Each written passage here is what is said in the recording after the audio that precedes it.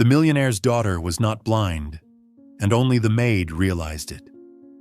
In the mist-covered hills of northern Vermont stood a mansion that seemed carved from stone. Its tall glass windows reflected the pale sky, and the garden that once echoed with laughter now held only the whisper of the wind. The house belonged to Ethan Caldwell, once celebrated as the architect of light, a man who had built skylines that gleamed with brilliance, but who could no longer keep the light alive inside his own world. 5 years earlier, his wife Rachel died in a helicopter crash on her way home from a business trip. Ethan had been standing atop one of his buildings when the call came. From that moment, every sound in his life seemed to fade away. He left behind his firm, his friends, the glittering skyline he once built, vanishing into the forests with his daughter, Lydia, and the ghost of light he could no longer design. People say grief makes you hide from the world. Ethan didn't just hide, he buried himself in silence. Lydia, then 7, was diagnosed as blind from birth. No light response, underdeveloped optic nerve, the doctors said. Ethan nodded, barely understanding, only knowing that his daughter would never see sunlight, or his face. He promised he would spend the rest of his life making up for that loss. The mansion was vast and perfect, like one of his designs, but empty. White walls, long corridors, sunlight gliding over cold marble. It was beautiful, but lifeless. Ethan covered the floors with soft rugs so Lydia could walk safely, hung tiny bells on corners to guide her by sound. Everything was arranged flawlessly, yet the house remained missing something: life itself. Their mornings began with the soft clink of silverware. Ethan guided Lydia's hand to her plate, then read aloud the stories Rachel once loved. Lydia listened, but rarely reacted. Her eyes always drifted into nothingness, empty and unreachable.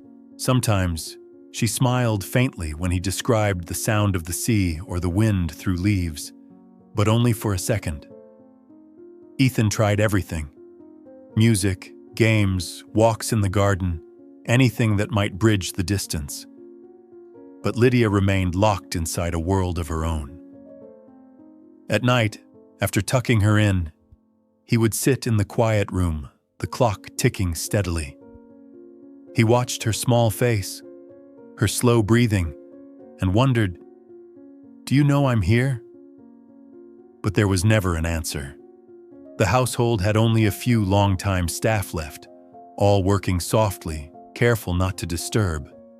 Ethan rarely spoke to them except when necessary. Even gentle sounds felt like cracks in a fragile shell of sorrow. Winter arrived, draping the hills in snow.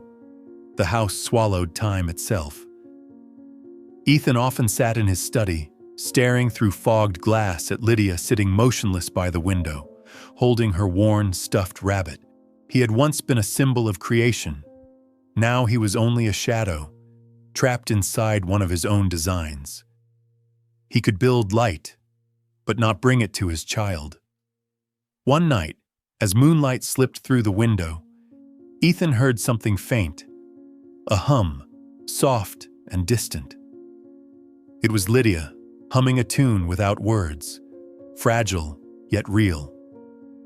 He stood at the doorway, afraid to move, afraid to break the spell. It was the first time in years that music had returned to this house.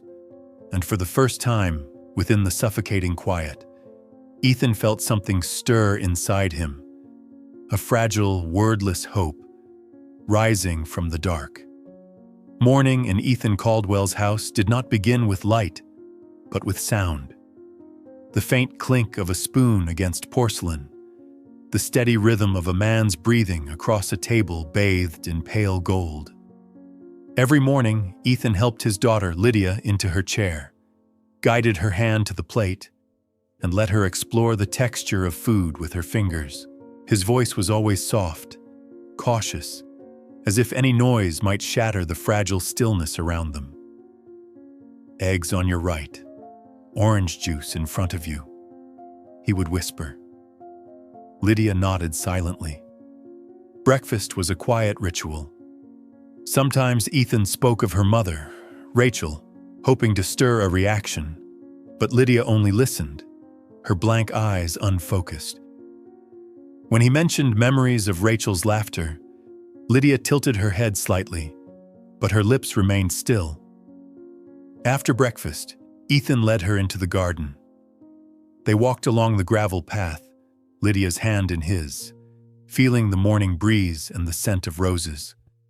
He placed her hand on a petal, and for a moment, she smiled, a fragile thread of light that vanished as quickly as it appeared. Her days passed in quiet repetition.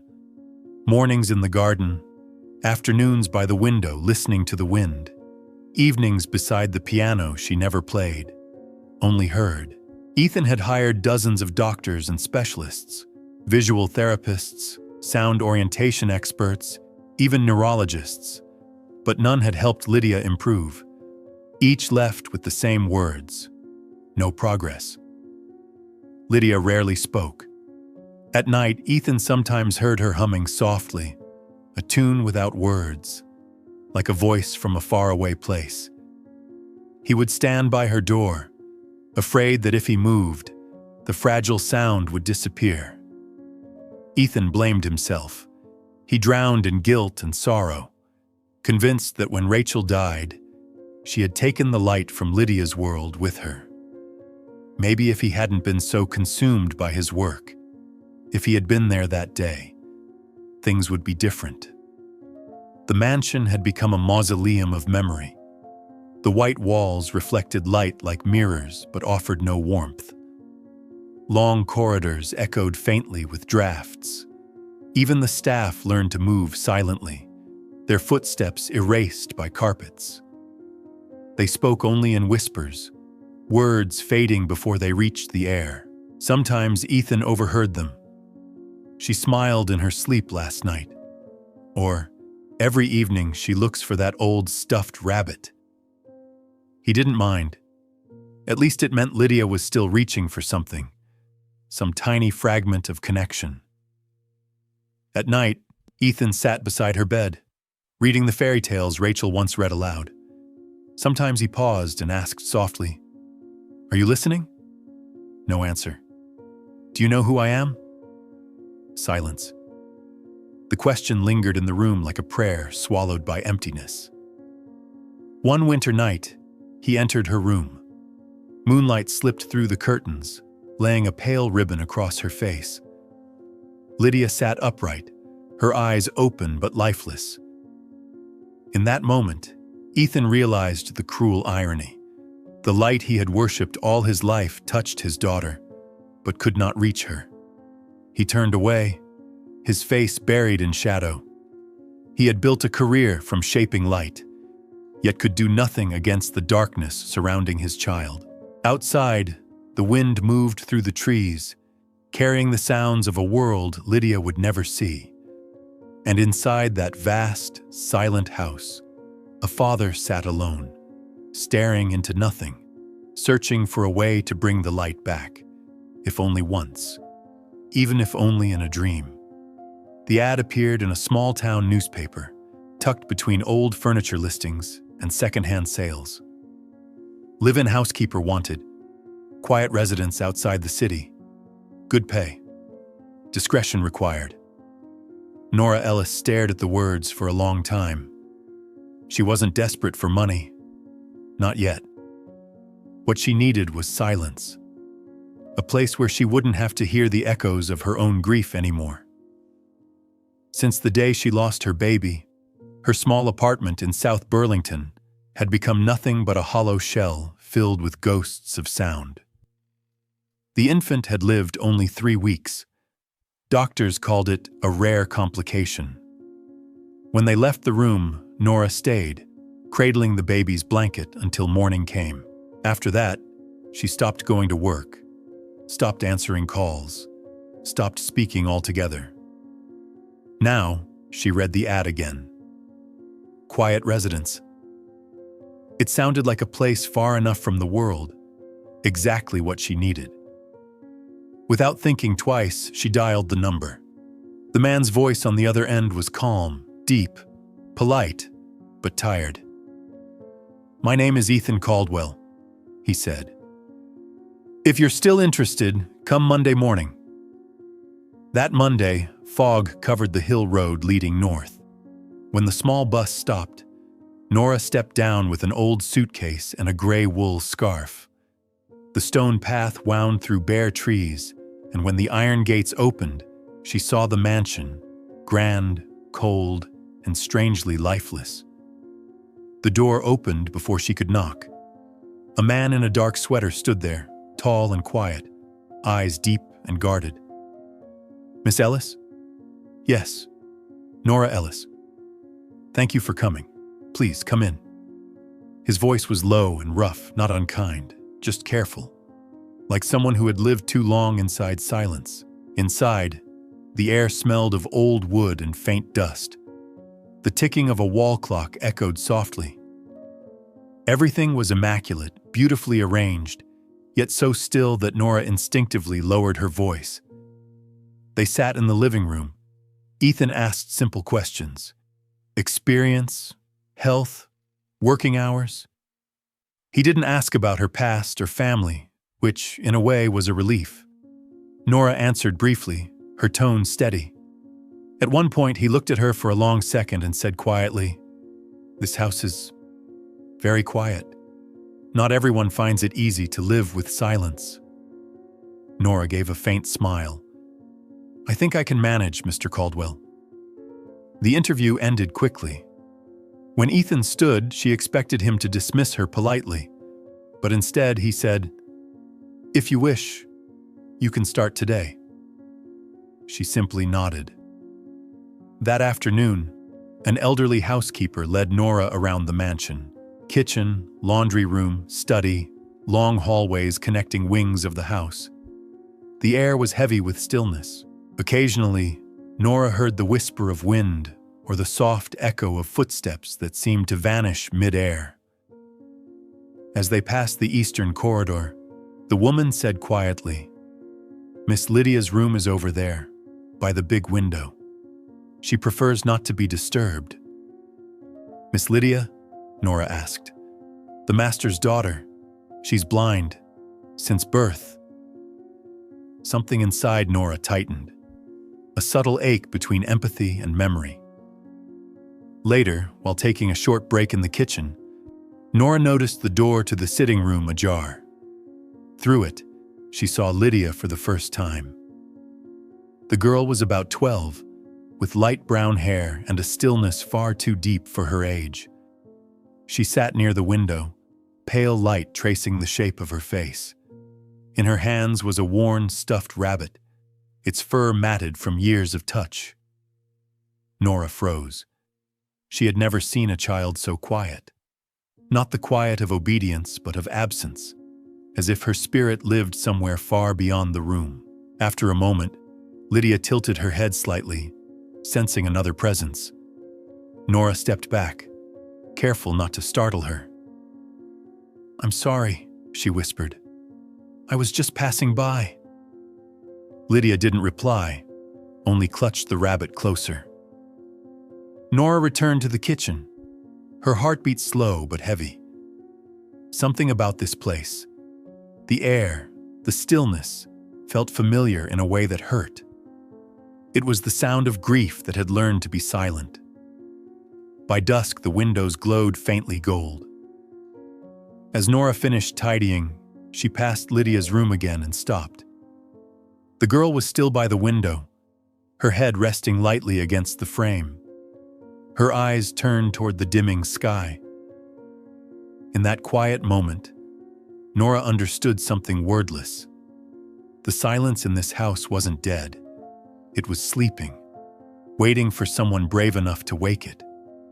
That night, after her first day at the Caldwell mansion, Nora couldn't sleep.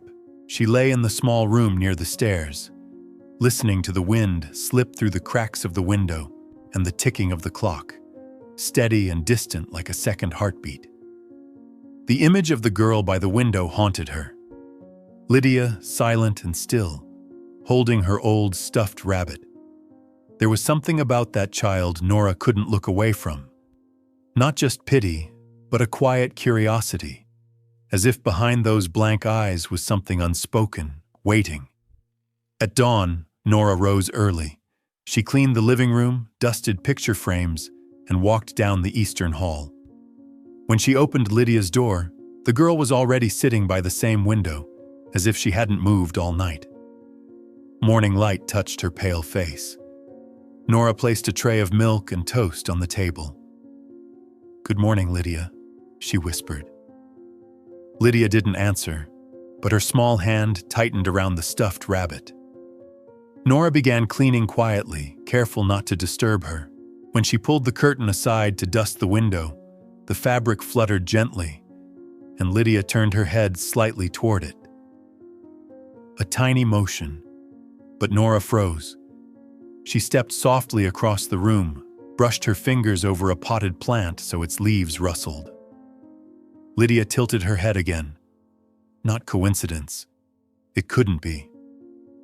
Nora stood still, watching her closely. Lydia's body barely moved, yet something subtle, a flicker of tension, a faint blink, suggested her senses were reaching outward. At lunch, Ethan passed by Lydia's room, nodding politely. "Thank you for helping," he said. "Lydia prefers to be left alone." Nora only smiled, hiding the storm inside her. That afternoon, sunlight filtered through the high windows, glimmering across the room. Nora was wiping the table when light refracted through a glass vase, scattering a small ray onto Lydia's cheek. And in that instant, the girl blinked. Not a random twitch. A deliberate reaction. Nora's breath caught. The light shifted, brushing Lydia's hand. She blinked again. Her heart pounded. Nora glanced around, afraid someone might see. Was this real? A trick of light? A miracle? She sat down, eyes fixed on the girl, pretending to tidy the room. Lydia didn't notice. She simply tilted her head, lips moving faintly, as if hearing a song no one else could. Carefully, Nora stepped closer, standing half in shadow, half in light. She raised her hand, the sunlight reflected off her skin, and Lydia turned her face toward it. Deliberate, undeniable. Nora's pulse raced. She wanted to speak, to ask, "Can you see it?" But the words stuck in her throat. If Lydia could sense light, then why? The doctors had said she was blind from birth. Could they have been wrong? That night, after everyone had gone to bed, Nora sat awake in her room, thoughts tangled. She remembered her own child, the baby who never opened her eyes. The memory burned quietly inside her. For the first time in years, she felt something shift, not sorrow, but the fragile spark of possibility. She had to know. Near midnight, she returned to Lydia's room.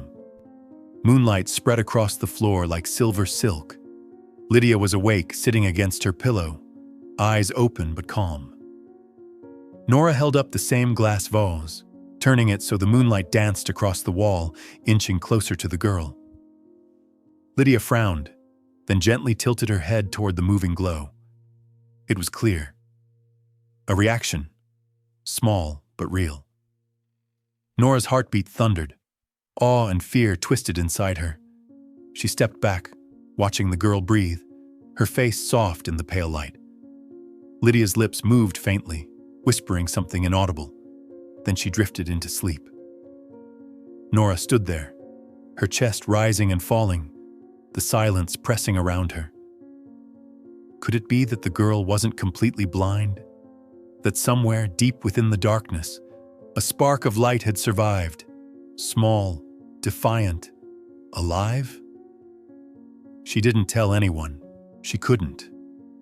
But from that night on, Nora knew the silence of this house had begun to change, and nothing would ever be the same again. Since that night, Nora couldn't stop thinking about Lydia's faint reaction. Every time she closed her eyes, she saw the girl's head tilt toward the light, like a quiet flower seeking the sun. The thought filled her with something dangerous, curiosity mixed with hope.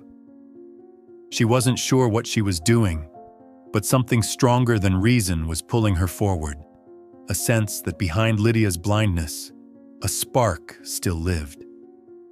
Over the next few days, Nora began to observe more carefully. She kept her movements discreet, knowing Ethan disliked interference. To him, silence meant safety. To Nora, it now felt like a cage. Each morning, while cleaning, she pulled the curtains open a little wider, letting sunlight spill deeper into the room. Lydia remained in her usual seat, but Nora noticed something undeniable. The girl blinked whenever the light crossed her face. Once might have been coincidence. Twice. 3 times. No longer. At noon, she moved Lydia's chair slightly, shifting it toward the patch of sunlight.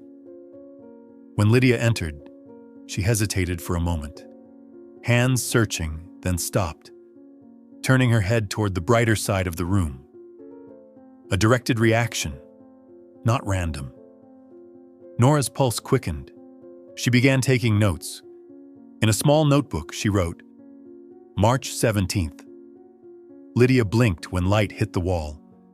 March 18th, turned toward window. March 19th, paused near mirror reflection. Every line felt heavier, thrilling and terrifying at once. If this was real, Lydia was not completely blind. One afternoon, while mopping the bathroom near Lydia's room, Nora noticed a small wooden cabinet, locked and dusty. The metal hinge was old, its surface faintly rusted. Curiosity battled hesitation. After a long minute, she retrieved the caretaker's spare keys. The third key clicked softly. Inside were dozens of bottles of eye drops, neatly aligned. Each bore the same label, Dr. Marcus Hale, with prescription dates stretching over years. Nora frowned. The bottles looked nearly identical, only the lot numbers differed. Some were half-used, others untouched. She lifted one to the light. The liquid shimmered faintly opaque, not clear like saline. Turning it over, she squinted at the ingredients. One word caught her breath: cyclopentylate hydrochloride. She wasn't a doctor, but once worked briefly as a medical assistant. The name stirred a memory.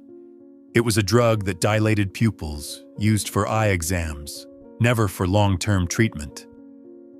She set the bottle down, a chill crawling up her spine. Later that night, after everyone had gone to bed, Nora searched on her phone. Each result made her colder. Cyclopentylate suppressed pupil contraction, effectively preventing the eye from reacting to light. Long-term use could cause severe light desensitization, even optic nerve damage in children. Her hands trembled. The bottles on the counter gleamed under the dim lamp, the doctor's name repeating like an accusation. If Lydia had been given this for years, had it blinded her? Nora sat heavily, fear and disbelief knotting inside her chest. The room glowed softly around her.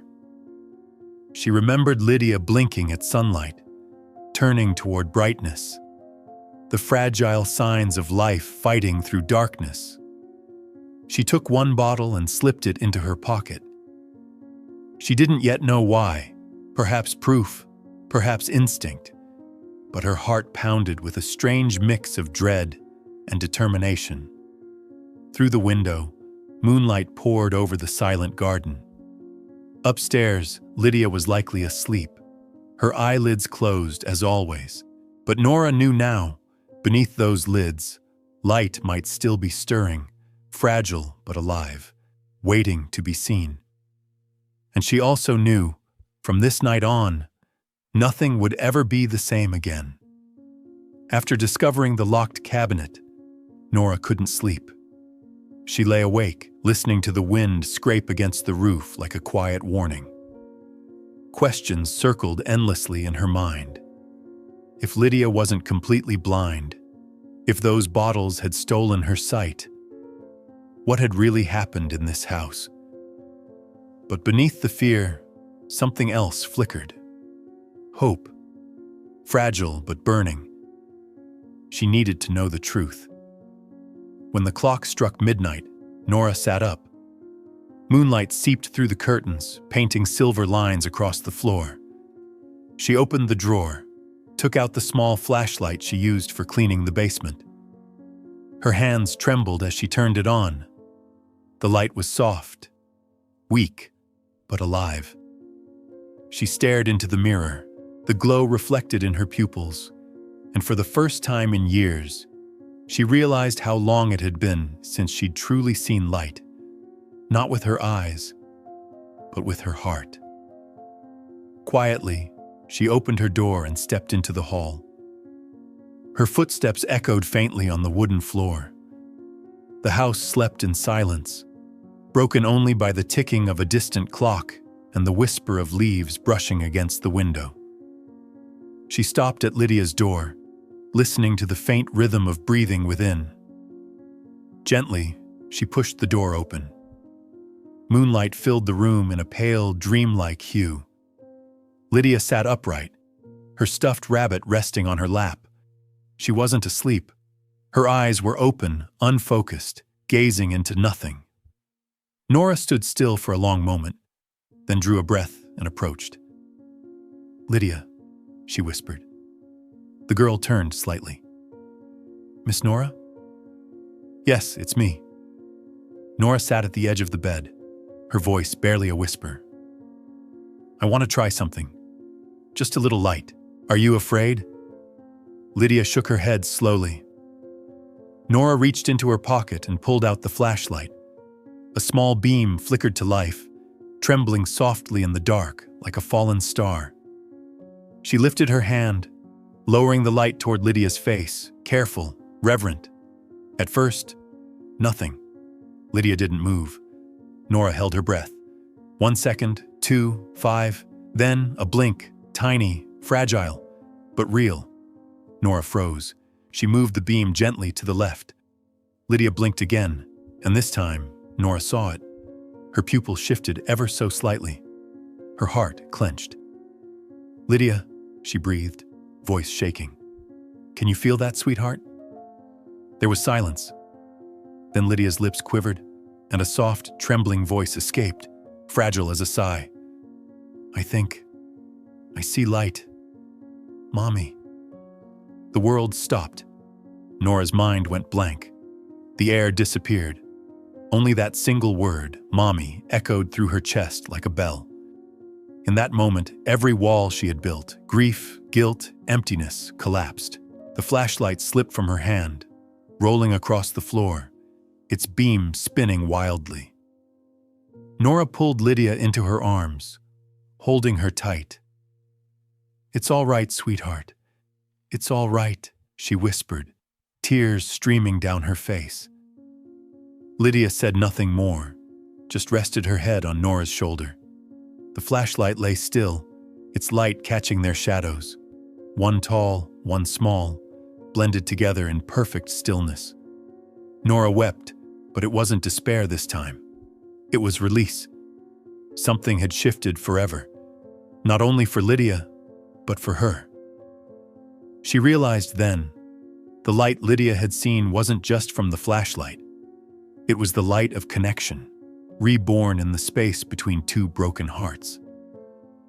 As Lydia drifted to sleep in her arms, Nora stayed there for a long time, watching the last beam fade against the wall before she turned it off. The room sank into darkness again, but inside her heart, the light remained. After that morning, a strange silence settled between Nora and Ethan. They still greeted each other, still kept their courtesy, but something invisible stood between them. And yet, Nora couldn't stop watching Lydia. She wasn't defying Ethan anymore. It was instinct, something deeper that refused to stay still. That evening, rain began to fall, soft at first, tapping on the roof, filling the house with a lonely rhythm. Lydia sat by the fireplace, her stuffed rabbit in her arms, the flames casting a warm glow across her pale face. Ethan was upstairs in his study. Nora, after hours of hesitation, decided to try once more. She took the small flashlight, the same one that had revealed the impossible. Kneeling beside the girl, she whispered, "Lydia, do you remember the light from before?" Lydia nodded faintly. Nora's hands trembled as she turned on the beam. The soft, golden light danced across the table, inching closer to the child's eyes. For a moment, nothing happened. Then, a blink. Once. Twice. The pupil contracted slightly. Nora's breath caught. "Good, sweetheart," she whispered, smiling through tears. "You can feel it, can't you?" Lydia's lips curved into the faintest smile, and then the door burst open. "What do you think you're doing?" Ethan's voice cracked through the air like thunder. Nora flinched, the flashlight clattering to the floor, its light spinning across the walls. Lydia gasped and held her rabbit tight. Ethan strode into the room, his face shadowed and hard. He snatched the flashlight off the floor, holding it up. "I told you to stop this. Are you experimenting on my daughter?" "No, Nora began, her voice shaking. "You think this is some kind of game? You have no idea what she's been through." "I'm not hurting her," Nora cried, tears brimming. "She's responding to light. She can see it, Ethan." "Enough!" he roared, the word echoing like thunder. "I don't want to hear your fantasies. I've lost enough already." Lydia whimpered, covering her ears. Nora froze. Then, suddenly, the child dropped her rabbit and ran forward, throwing her arms around Nora. "I see the light," Lydia said softly, her voice trembling but clear. The room fell utterly silent. Ethan stopped cold. For a heartbeat, the world itself seemed to pause. That voice, his daughter's voice, real, fragile, alive. He looked at her, at the faint reflection of firelight in her eyes, and for the first time he saw her pupils contract. "Lydia," he whispered hoarsely. "Say that again." Lydia looked up, tears glistening. "I see the light, Daddy." The words hit him like a wave, breaking 12 years of disbelief. Ethan stepped back, his hand trembling. His gaze met Nora's, no longer angry, but stunned, frightened, and full of something he hadn't felt in years. Hope. He turned abruptly and left the room. Moments later, he returned, carrying the box of eye drops Nora had once found. Setting it down hard on the table, the glass bottles clinked sharply. "From today," he said, voice low but steady. "No more of this. Not in my house." Nora swallowed hard. "You believe me now?" Ethan didn't answer right away. His eyes were on Lydia, still clinging to Nora. Finally, he nodded. "I don't know what to believe anymore, but I just saw something no doctor ever could." Nora smiled, a tired, tearful smile, but real. Ethan knelt beside his daughter, his hands trembling as he touched her shoulder. "My little girl," he whispered. "It's been so long since I heard you speak." Lydia leaned into him, her voice soft but certain. "I see the light, Daddy. The real light." In that moment, the house changed. The flames flickered higher, throwing gold across the walls, catching in Lydia's eyes. Eyes that no longer seemed lifeless, but alive with reflection. Ethan looked at Nora, his expression gentler than she had ever seen. "Thank you," he said quietly, "for not giving up." Nora shook her head, her voice trembling. "Lydia didn't give up, Mr. Caldwell. I just helped her find the light." Outside, the rain eased. Moonlight mingled with firelight through the tall windows, filling the room. For the first time in years, the Caldwell mansion wasn't silent. It was awake. After that night, the mansion seemed different.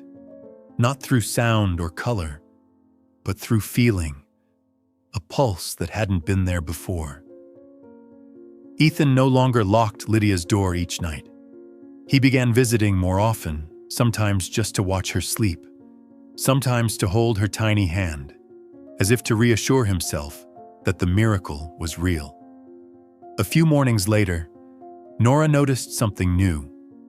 When she pulled the curtains open, sunlight spilled across the wooden floor. Lydia, sitting with her worn rabbit, suddenly paused. She lifted her head, turning toward the light, lips parting in quiet wonder. Nora froze, hardly daring to breathe. Then Lydia tilted her face further, the sunlight brushing her cheeks, glinting faintly in her eyes that now shimmered ever so slightly. "You can feel the sun, can't you?" Nora whispered, her voice trembling. Lydia nodded slowly. "It's warm," she murmured. Nora smiled through tears. "Yes, sweetheart, it's warm." When Ethan entered the room, he saw them bathed in morning light, the warmth wrapping around them like a blessing. He stood at the doorway, silent. For the first time in years, a different kind of light crossed his face. Faith. From that day on, things truly began to change. Together, Ethan and Nora created a light game for Lydia, a way to learn through play. Nora cut large cards of bright colors, red, yellow, blue, purple. She spread them on the table while Ethan brought out old toys from storage, a ball, a doll, a tiny car. "Let's try this," Nora said gently. "Which one is the red ball?" Lydia squinted, confused at first. The world was still a blur of brightness, but when Nora turned the ball slightly, letting the sunlight flash across its surface, Lydia's hand lifted. "That one," she said softly. "The red one?" Nora asked. "Yes," Lydia smiled. Ethan froze. That smile, pure, alive, broke something inside him. He covered his face, but tears still slipped through his fingers. "Good job, my girl," he whispered, voice trembling. "You're amazing." Each morning after that, Lydia had her light hour.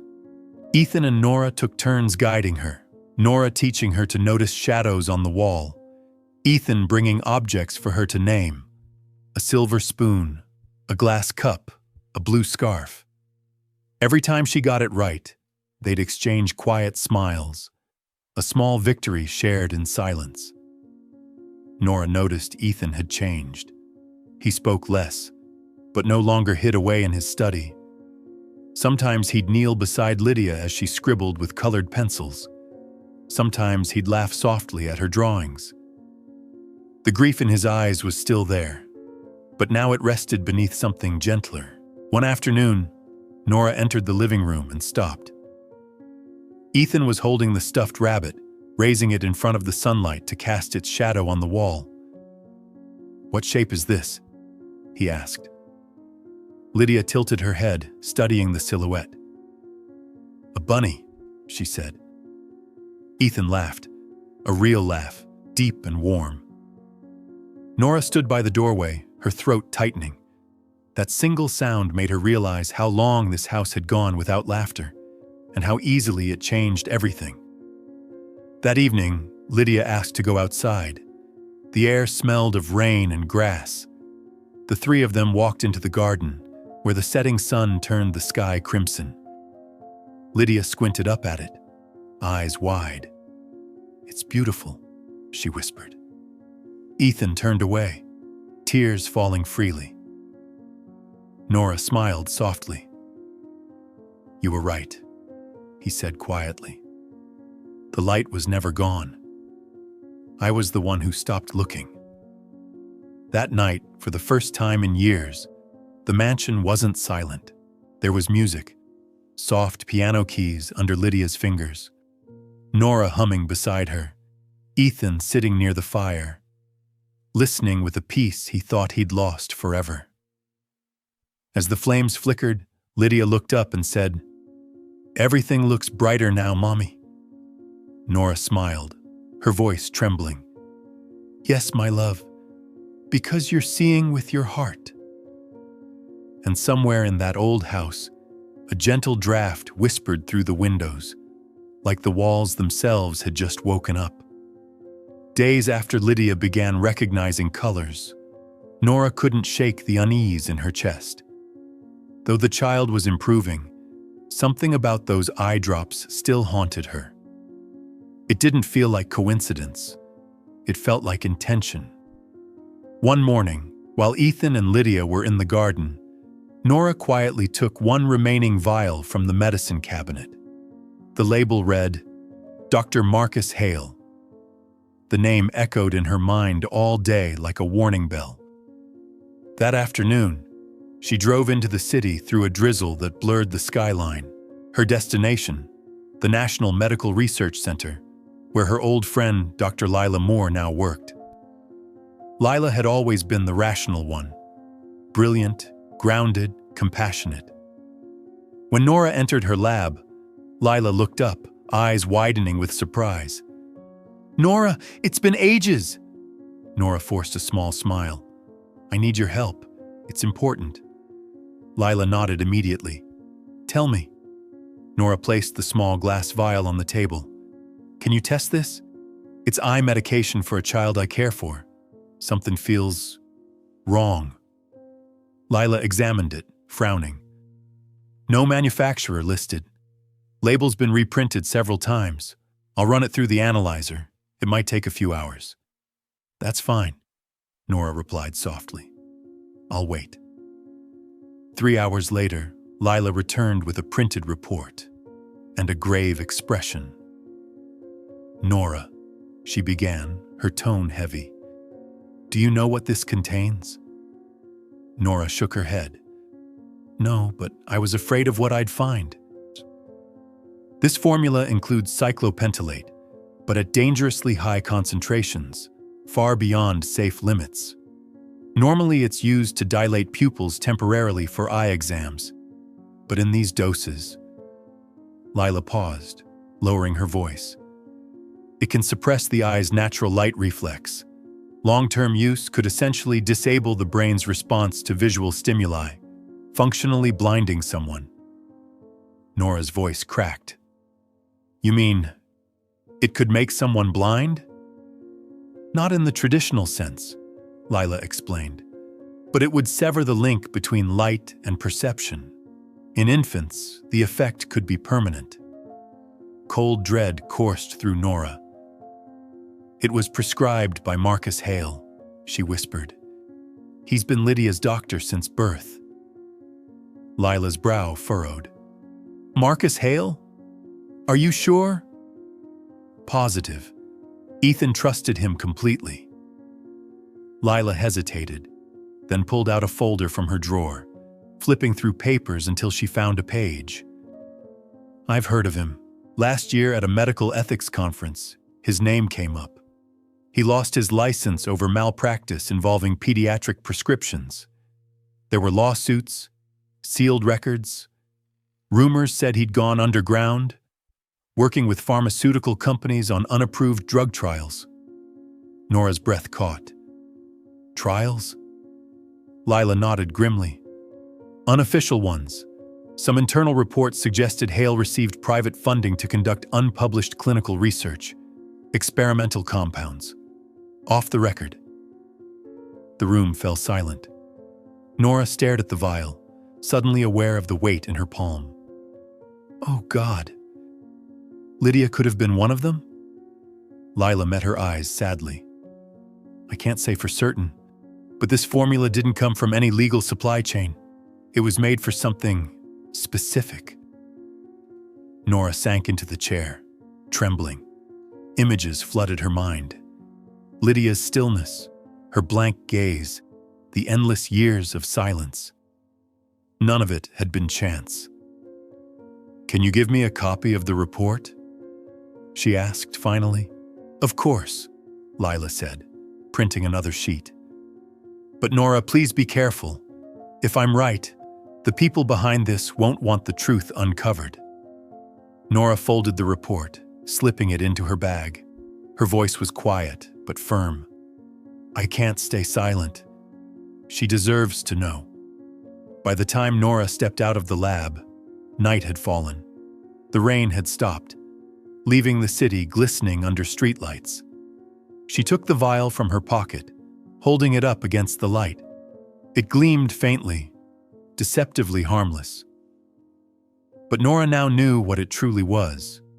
Not medicine, but evidence. The key to a secret buried for 12 long years. She inhaled deeply, eyes fixed on the horizon where city lights met the darkness. Even the smallest light, she thought, could still reveal the truth hidden in the shadows.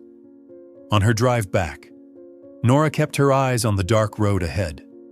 Streetlights shimmered across the windshield, reflected in the rain-soaked glass. Beside her, the lab report from Lila lay inside a folder, its edges crumpled from her grip. Every line on that page was a wound, and Ethan had to see it.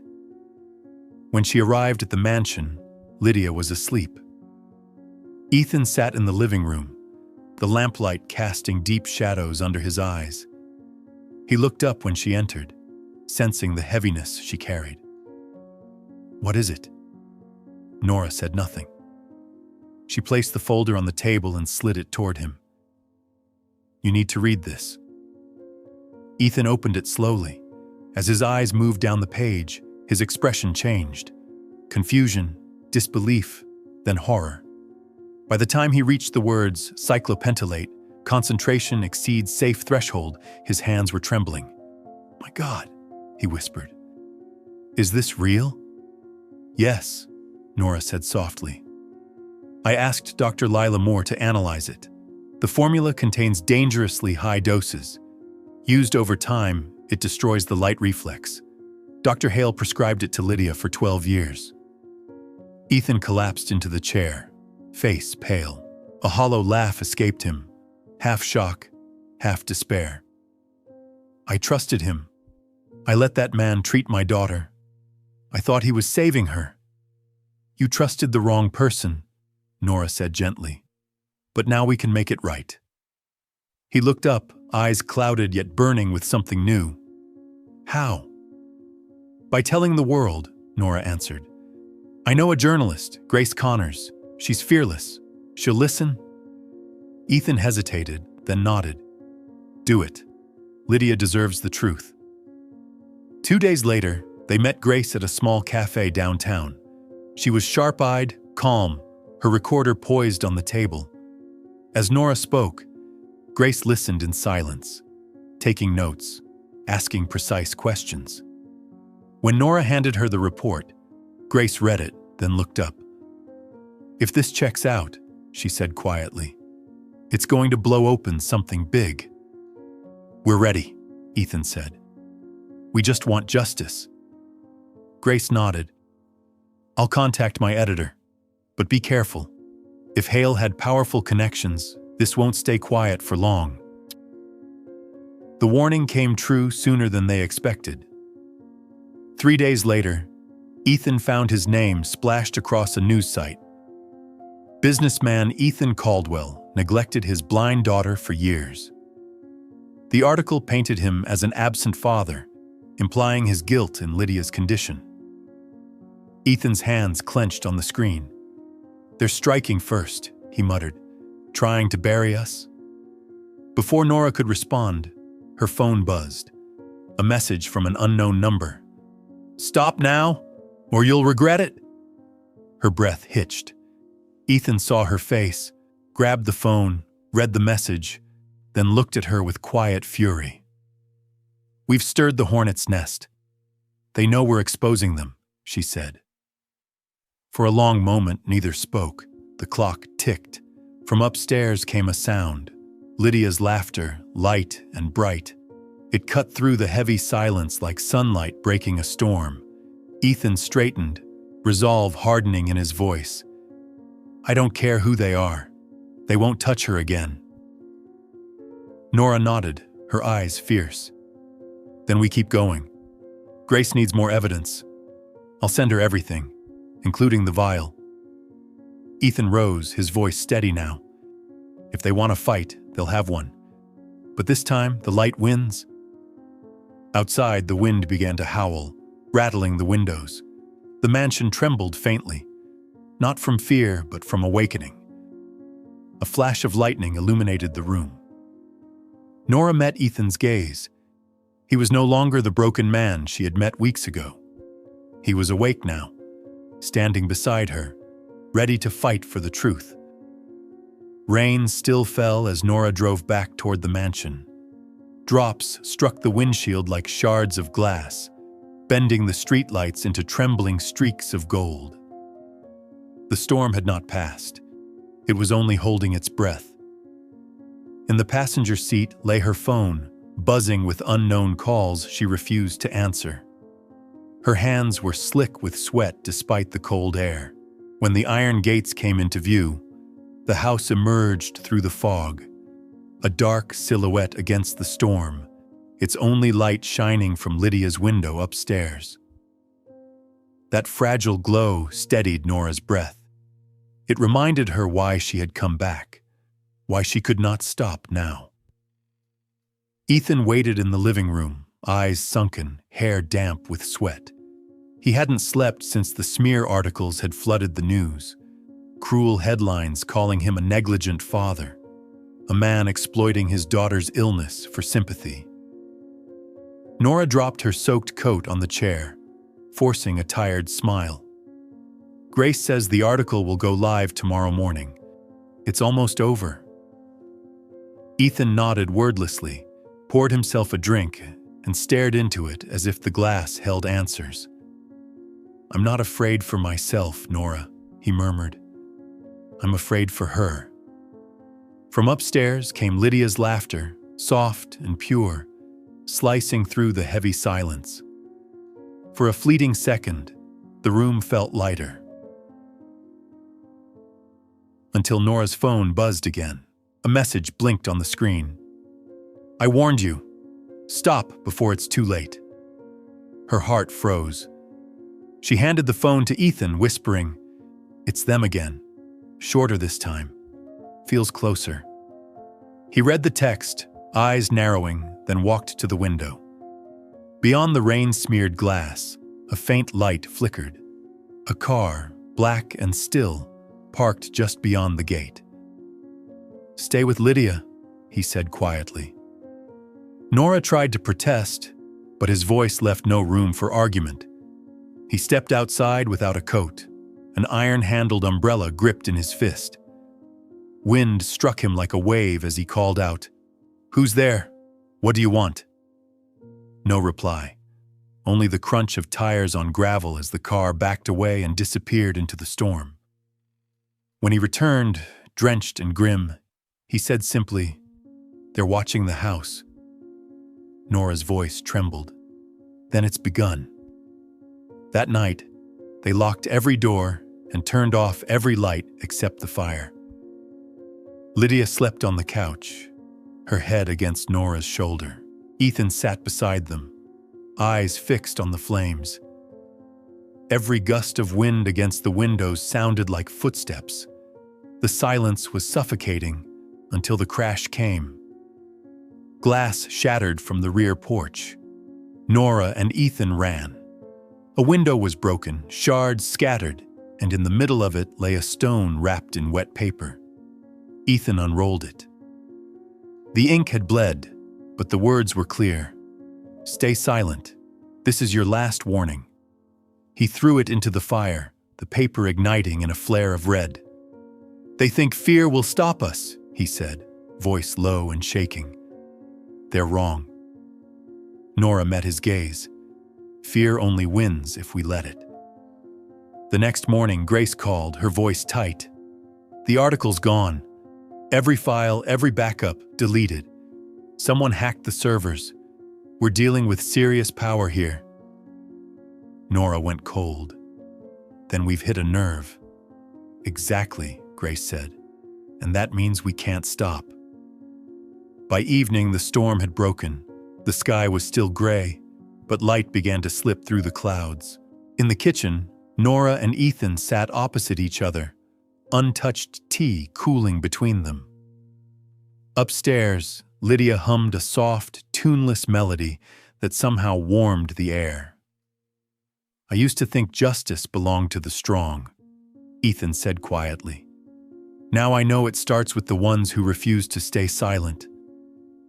Nora smiled faintly. We're not strong, Ethan, but we have the truth and the light.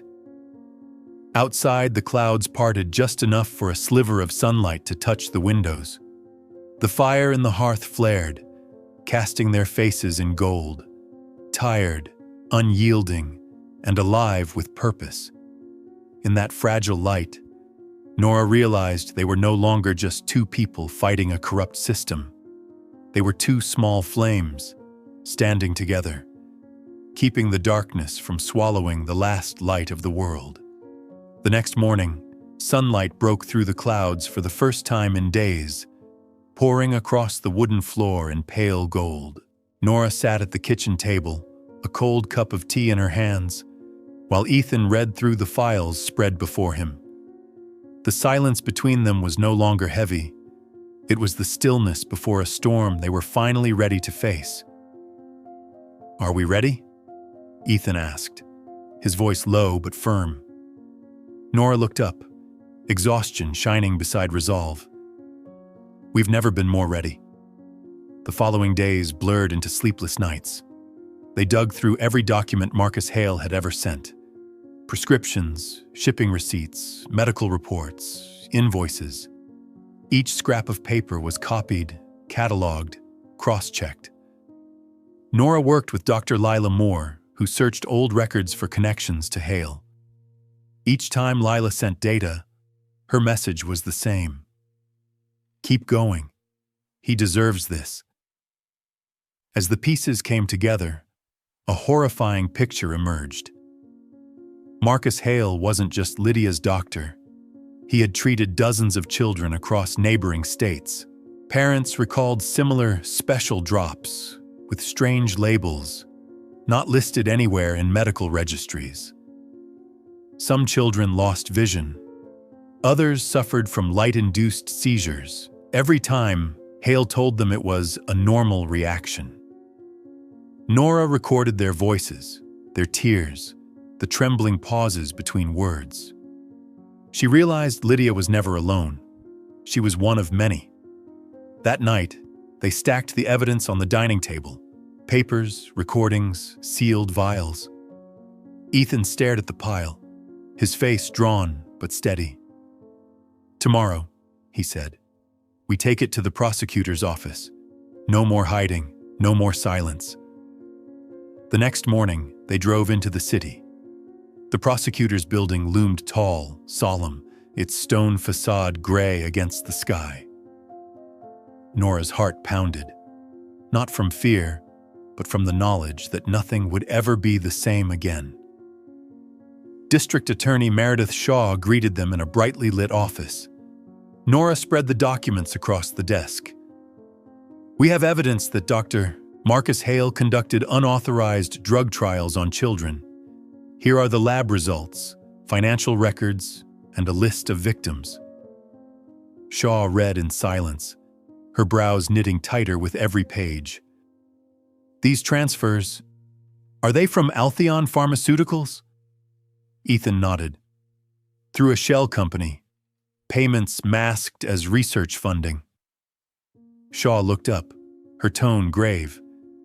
"If this is true, it's the largest medical scandal of the decade." Weeks later, the investigation broke wide open. Headlines flooded every news outlet. Renowned doctor accused of illegal trials on children. Pharma giant under scrutiny. Marcus Hale went into hiding, but was captured at a suburban hotel. In his briefcase, investigators found research notes, chemical samples, and a patient list, including Lydia Caldwell's name. When the news reached them, Nora sat frozen. Ethan covered his face, breathing hard. "At least," he whispered, "it's finally over." But it wasn't just about them anymore. As the evidence surfaced, dozens of families came forward.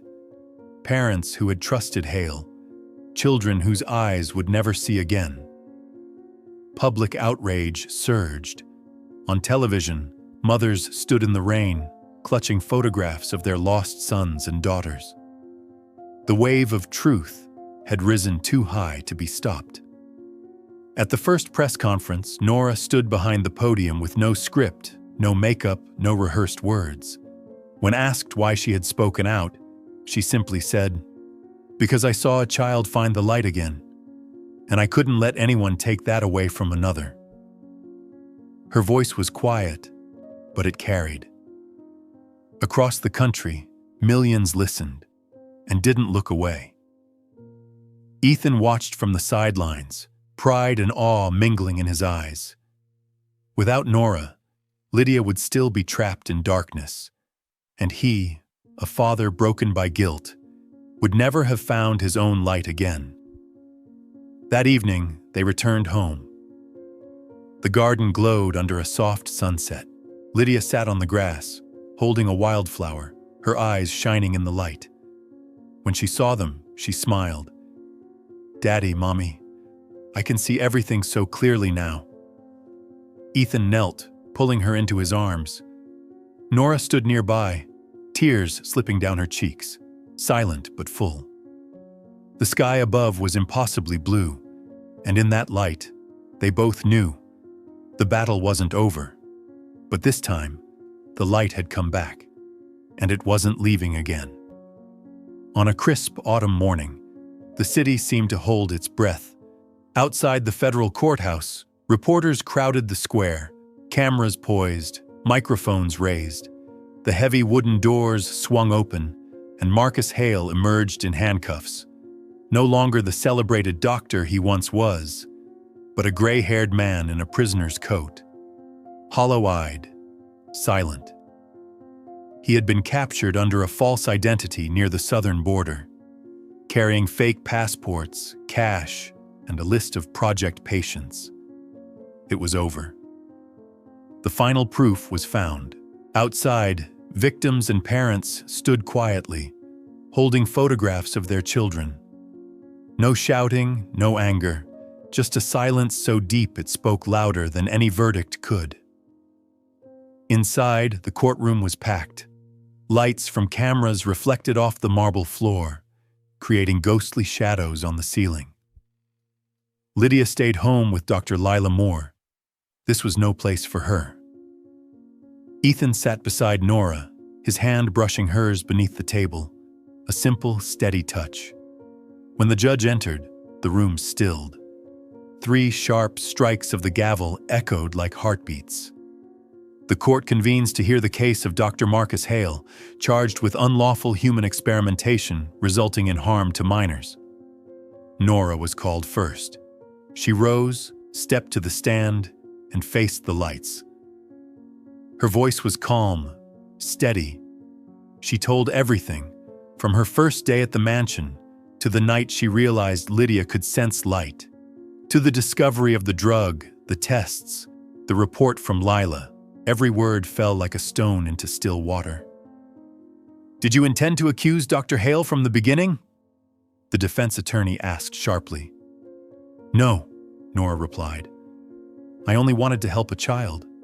But once I saw the truth, I couldn't stay silent." A murmur rippled through the crowd. In the back, Ethan bowed his head, hands clenched. When his name was called, he stood tall. His voice was rough but clear. "I'm the father who trusted the wrong man," he said. "I gave my daughter to someone I believed was saving her. For 12 years, I watched her live in darkness, not knowing my own hands helped cause it. If anyone should be blamed, it's me. But I'm here, not to defend myself, but to acknowledge what happened." The truth deserves to be spoken. Silence filled the room. Even Marcus Hale lifted his eyes, but they were empty. Rain began to fall outside, tapping softly on the tall glass windows. The judge reviewed the documents, then spoke, his voice deep and unwavering. Based on evidence and testimony, this court finds the defendant, Marcus Hale, guilty of medical malpractice and illegal experimentation on minors in collusion with pharmaceutical entities for profit. The defendant is sentenced to 20 years in federal prison without parole. Associated corporations will face penalties and suspension of operations. The gavel struck 3 times. No applause, no cheers. Some wept quietly. Others simply closed their eyes, letting the moment wash over them like the end of a long storm. Marcus Hale lowered his head. For the first time he spoke, voice hoarse and trembling. "I didn't mean harm. I just wanted to create a miracle." The judge looked at him, eyes steady. "No one has the right to build miracles from the suffering of others." He was led away. The door closed behind him with a final, echoing thud. Ethan turned to Nora. Neither spoke. He reached out. She took his hand. It trembled slightly, but their grip was firm, not in triumph, but in peace. Outside, the clouds were breaking. The rain stopped, and sunlight poured across the courthouse steps. Reporters surged forward, cameras flashing. "Do you have any comment?" someone called. Nora shook her head. "No," she said softly. "The truth has already spoken." Ethan smiled faintly, the first unburdened smile in years. Together they walked down the steps, hand in hand, into the light. The church bells rang from somewhere distant, a sound like forgiveness. That day, there were no celebrations, no champagne, no crowds rejoicing. Only 2 people stepping into sunlight, their hands entwined, knowing that sometimes redemption isn't about forgiveness. It's about choosing the light after you've seen the dark. Spring returned, and with it, the house that had once known silence now overflowed with light. Every morning, windows stood open, the breeze carrying scents of grass and birdsong through the halls. Lydia sat by the window, her dark hair catching the sun, a box of crayons scattered before her. Nora stood at the door, a cup of coffee in her hand, smiling softly. As always, Lydia reached first for yellow. She drew a great uneven circle, rays spilling outward in bright, shaky lines. When she finished, she turned, eyes bright. "Mom, I made the sun." Nora laughed, bending down to kiss her forehead. "It's the most beautiful sun I've ever seen." Since the trial, life had slowly come back. Ethan left his company, sold most of his shares, and devoted his days to home. He rose early with Nora, made breakfast, tended the garden behind the house. The lavender beds his late wife once planted had bloomed again after years of neglect. Each time Lydia brushed her hands across the purple flowers, he felt something loosen inside, a quiet forgiveness for the years they had lost. Lydia was 13 now. Her vision wasn't perfect, but she could see the faces she loved.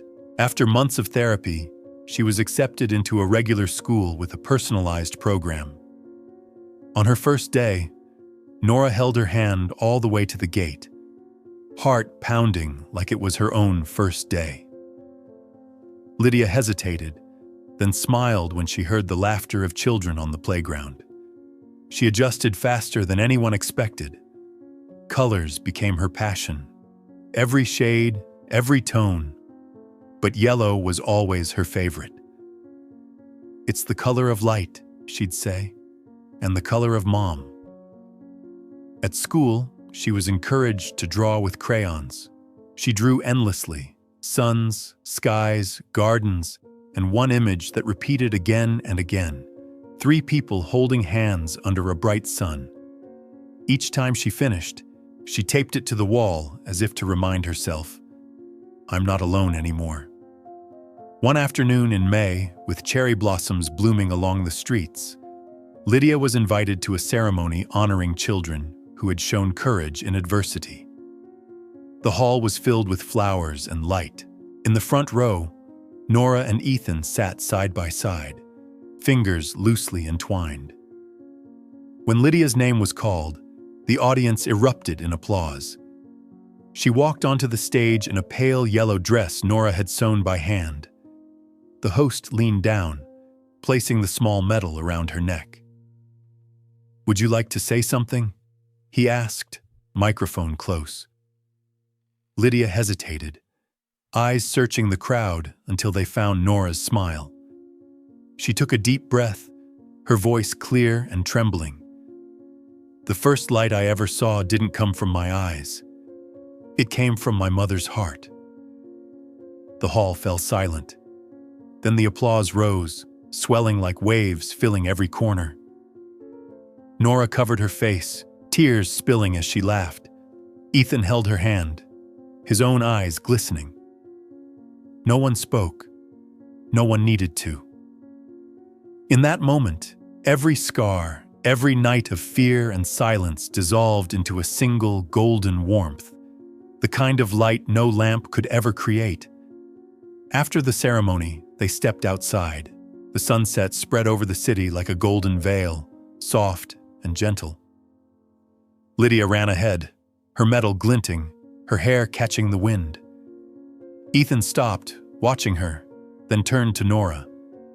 Thank you, he said quietly, for believing when I couldn't. Nora smiled, sunlight touching her face. No, Ethan. You're the one who kept this house standing. Lydia, she just taught us how to see again. They walked together down the sunlit street. Ahead of them, Lydia turned and waved. Come on, Mom, Dad, she called, laughter echoing through the air like music. And in that moment, Nora knew all storms must pass for the light to return. Not the light of the eyes, but of faith, of love, of life itself, shining quietly, eternally, in the springtime of their hearts. 5 years had passed since the trial ended. The city had changed. Taller, brighter, louder. But for Nora and Ethan, every change began the day Lydia first saw the light. Today, in a small gallery on Riverside Street, the girl who once trembled in darkness stood before a crowd, opening her very first art exhibition. The sign above the door read in graceful letters, "When I saw the light." Nora entered in a soft beige dress, her silvering hair catching the glow of the lamps. Ethan walked beside her, tall but slow, as if afraid to disturb the peace that filled the room. They stood still for a long time. Along the walls hung Lydia's paintings, memories painted in color. A small window, a sliver of light cutting through shadows, a pair of hands clasped together. And then, one painting that held them both in silence. A woman bending down, arms around a child, surrounded by a halo of pale gold. Its title read, Mother's Heart. Nora froze before it. The mother's eyes were only faint lines, but from her chest, light bloomed outward like a small sun. Ethan came closer, resting his hand gently on her shoulder. Neither spoke. They stood there, side by side, seeing not just the art, but their own story reflected back. A man who once feared, a woman who once believed, and a child who had taught them how to love again. The gallery was full. Friends, reporters, people who had once read Lydia's story, and children who had faced their own darkness now staring wide-eyed at the colors before them. Lydia appeared from the back, dressed simply in white, her long hair flowing freely, her eyes luminous. She was no longer the shy child hiding behind curtains, but a young woman carrying the light within her. The ceremony began. The host introduced her, then stepped aside. Lydia took the microphone, looking toward the front row where Nora and Ethan sat. Their smiles steadied her. Her voice, when it came, was soft but clear, like morning light through a window. When I was little, I didn't understand what light was. I only knew it felt warm, even when I couldn't see it. Later, when my eyes opened, I learned that light doesn't just come from the sun. It comes from the people who walk beside you in the dark. Darkness taught me how to see, and light taught me how to love. The room fell silent. Then came a quiet wave of applause, gentle, endless. The golden light seemed to shimmer across every canvas, alive and breathing. Nora bowed her head, tears falling freely. Ethan took her hand. His was warm, steady, grounding her in the moment. This was what they had fought for. Not glory, but grace. Not victory, but peace. After the speech, Lydia joined them. She wrapped her arms around both, whispering, "I'll never forget the first thing I saw. It was your faces. That moment is still the most beautiful thing in my life." Ethan smiled. Nora brushed her hair back, and in their shared gaze was everything: pain, survival, and love made whole. When the exhibition ended, dusk had fallen. Lydia stepped out onto the balcony overlooking the river. The sunset spread gold across the sky. She stood in the doorway, sunlight draping over her hair, wind threading through her white dress. Behind her, Nora and Ethan watched, their daughter, their light, framed by the last glow of day. The world would always hold darkness, but in that moment, there was only light, pure, gentle, eternal, shining on Lydia's face and within the hearts of those who had learned to love through the night.